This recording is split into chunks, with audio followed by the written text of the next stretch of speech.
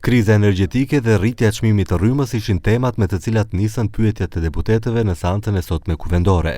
Kryetari i LSDM-s, deputeti Venko Filipçe, pyeti kryeministrin se pse edhe pas thuajse 2 vite qeverisje nuk bën asgjë për ta përforcuar sektorin energjetik për prodhimin e rrymës, pse nuk prodhohet me kapacitet maksimal, si pasojë së cilës tani importojmë rrymë të shtrejtë dhe shpallim gjendje krize.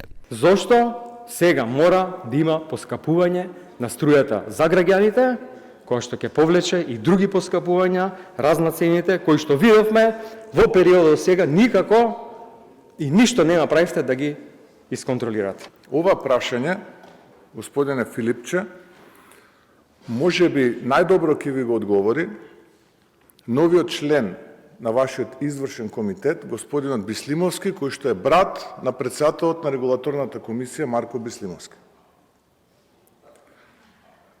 Регулаторната комисија по закон, по устав е независно тело. Не знам зошто мене ми го поставуваат ова прашање.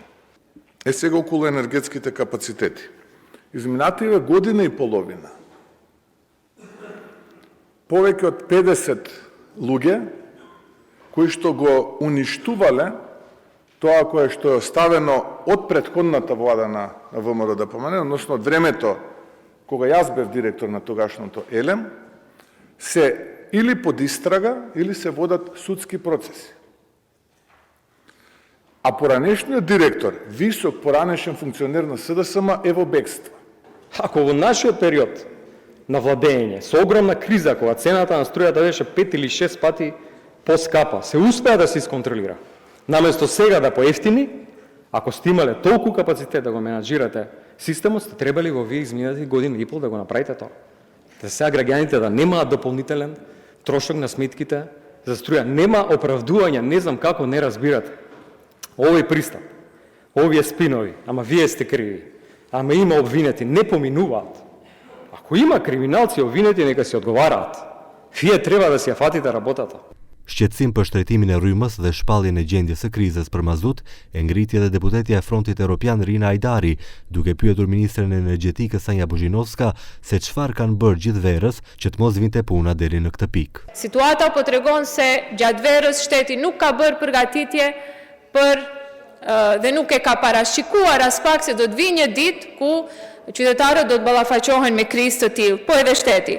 Përse të gjendemi në një situatë të tillë kur mazutin për cilin po diskutoni dhe po keni shëndruar në objekt diskutimi në opinion, keni mundur të asiguroni me kohë dhe të përgatiteni ashtu si që ka hije një shteti të mirëfillt. Прашавте што правевме летоска.